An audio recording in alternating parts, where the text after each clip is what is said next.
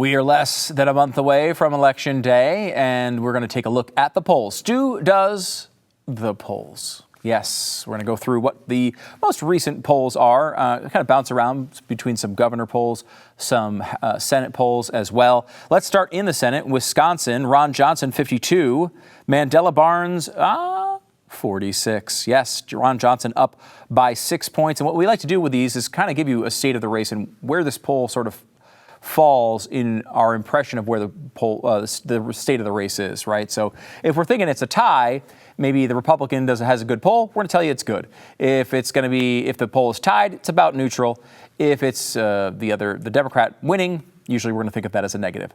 That's the way we think here. You might think the opposite. But anyway, this Ron Johnson poll is pretty good. This is a good poll for Ron Johnson. Up 6 is about as big of a lead as we've seen.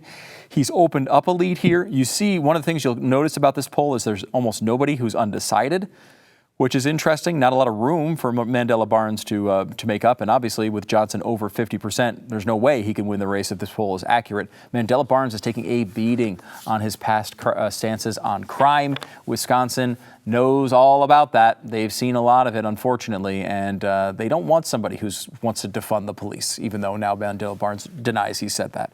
Let's go over to Georgia and the governor race there. This is Brian Kemp versus Stacey Abrams. We have a couple of polls from this race. First from Quinnipiac, which has been pretty favorable for Democrats this cycle. And they have Brian Kemp still winning 50-49. Kemp up by 1 point in that race. This is about as bad a poll as we've seen for Brian Kemp in a while. He's been leading by several points, and this one only by 1 point. Though, look, when your bad poll is a poll that you're still winning in, you take that as a pretty good sign, I guess. In fact, there's another poll that came out and giving you the total opposite side of this race. Brian Kemp, 51. Stacey Abrams, 41. A 10-point lead for Brian Kemp. Now, my belief is that's closer to accurate than the Quinnipiac poll. This one is from the Atlanta Journal-Constitution. And this is a good poll, certainly, for Brian Kemp. In fact, it's probably the best poll I have seen for Brian Kemp. A 10-point lead would be a real statement, especially with George Soros pouring in millions and millions of dollars into that race in support of Stacey Abrams. Let's go to Texas. This is where we are right now. Greg Abbott going against Beto O'Rourke, Robert Francis O'Rourke. And this one has Greg Abbott at 52, Beto O'Rourke at 44. This is from Marist, a pretty good pollster. And we have this poll rated as neutral as far as our understanding of the race. I think you could have gone with good on this, an 8-point lead for Abbott over Beto, though I would really like to see him clear double digits somehow, because Beto sucks. Nobody should vote for Beto. Beto should have 0 points. It should be a triple-digit victory for Abbott, 100-0. That's the appropriate poll that should come out. Until that one comes out, I'm not marking any of them good in the Beto race. But we have seen a couple polls where Abbott was only up by a couple points. That's not the case here. An 8-point lead. It's on the good end of neutral as far as our understanding of the state of the race. This one might be the craziest one so far, and there's a little bit of an asterisk with it, unfortunately, but I'm going to give it to you anyway. This is Oregon's governor race, and there's a three-way race. We talked about it last week. Basically, you have a Republican, Christine Drazan, Tina Kotek, the Democrat, and Betsy Johnson, former Democrat, running as an independent. Nike owner Phil Knight came into this race big time with lots of cash, threw all this money at Betsy Johnson. She was able to rise, it was millions and millions of dollars, was able to rise into the high double digits. And then he apparently made the decision, okay, I really don't want Tina Kotek in there, and it doesn't look like Betsy Johnson's going to win. I'm going to switch over to Christine Drazan and dump my money over there. Now the one thing I will tell you before I give you the results here is this is from Clout Research, and it's a Republican pollster. So usually what we do is we take you take 1 grain of salt if it's a Republican or a Democratic poll. If it's an internal poll, you take like 10 grains of salt. You just chug the bottle of salt. But this is a Republican leading poll, so take it for what it's worth. But Christine Drazan, 44. Tina Kotek, 38. A 6-point lead. Again, probably the biggest lead I've seen.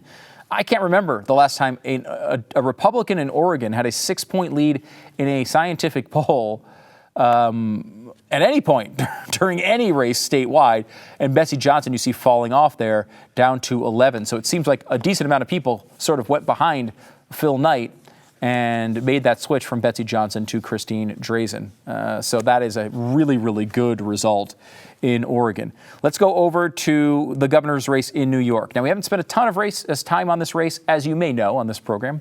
We have spent a lot of time talking about the governor of New York, usually the last one, Andrew Cuomo. Because if you might know this, Andrew Cuomo is awful. .com. Lee Zeldin is going against Kathy Hochul there. Republican is Lee Zeldin. Now, we told you about a poll from Trafalgar not too long ago that had Lee Zeldin only down by 2 points. And I told you it was too good to be true. And that might very well be the case here. However, this race is holding up as closer than you would expect. Kathy Hochul, 52. Lee Zeldin, 44. An 8-point lead in New York for a Democrat? Really? That is not what you want to see if you're a Democrat looking at the national picture here when it comes to elections. This is a very good poll. I mean, I know it might seem like a bad poll because we just told you about one that was only a 2-point difference. That poll does seem like an outlier, but I don't know. It backs it up a little bit here when we see an 8-point margin. Could this race be closer, similar to what we saw in New Jersey last cycle when there was a very close race in New Jersey for, what was that, Senator? That was a governor's race. The governor's race was much closer in New Jersey than anyone expected. Could the same thing be repeating itself in New York? I hope so, because Kathy Hochul, while she's not Andrew Cuomo, is not good either. Now we go to Georgia, maybe the most talked about race in the country. We're getting our first examples of polling after the quote-unquote scandal. Now, I say quote-unquote because Herschel Walker is denying that this occurred. It was interesting because he at first said, I don't even know who this is. And that was before any information came out about who the person was. Then it came out that it was a person that he fathered a different child with. And Herschel Walker said, oh, I know what it is. Yes. And she's lying. She's absolutely lying. So, again, ex-wives, ex-girlfriends, not always the most trustworthy source. I don't know if this is true or not. The Daily Beast, which, as I've pointed out, the Daily Beast, not a trustworthy source for most things. The Daily Beast is the type of situation where, like, they put on their website a greeting card from Herschel Walker with just the H of his name. Now, he says he doesn't sign his name like that. I don't know if that's true or not. But they keep saying they have receipts for these abortions, but they didn't put them in the article, which is kind of weird, right? I mean, I don't know. The whole thing's really, really weird. Did this happen? I don't know. Will the American people, and particularly the people in Georgia, care? It's a whole other question. So we have 2 polls that kind of answer this question 2 different ways. Is there movement in this race post-scandal? Well, the first poll says, yeah, there was. 52 to 45, Raphael Warnock leading, according to Quinnipiac. Again, Quinnipiac has been very Democratic-leaning in this cycle for whatever reason. They have Warnock up 7. This is a terrible result for Herschel Walker. If this is the state of the race, he's in real trouble there. That's a bad poll. However, the Atlanta Journal-Constitution, which seemingly having results much more in the mainstream of other polling, has this race at 46 to 43, Warnock by 3. In a toss-up race, it's 46-43. In a toss-up race, we have this as a neutral poll, not really changing our understanding of it. But in a way, what you could say about this poll is that it's a good result because the polls haven't moved all that much. Now, we have seen polls where Herschel Walker was ahead, and if he's really behind by 3 points, he's going to have some making up to do. The one thing I will say about Georgia, and this is one encouraging thing about Georgia if you're worried about this scandal, and I know most people aren't in the audience, but if you happen to be like, oh gosh, I mean, Bill O'Reilly was on the show the other day, and he's like, I think Herschel Walker's toast after this. I don't know how he can recover. And maybe that's true. But one thing I will say is Georgia's system might work in the favor of Herschel Walker. They have this debate, I think it's Monday, I believe is the first. Is it? No, that Mike Lee debate might be Monday. He's got one debate coming up here. I can't remember what date it is. But that'll be a big moment, and that might shake some of the scandal loose. As well as there being a third party in this race, if you can keep Raphael Warnock under 50%, you go to a runoff. We all remember the runoff situation from the 2020 election.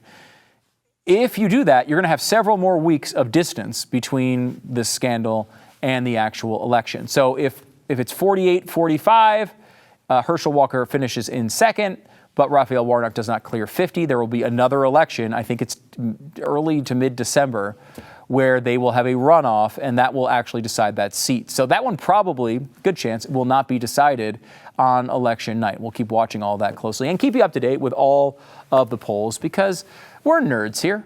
We like numbers. We like charts. Conserva nerds, unite!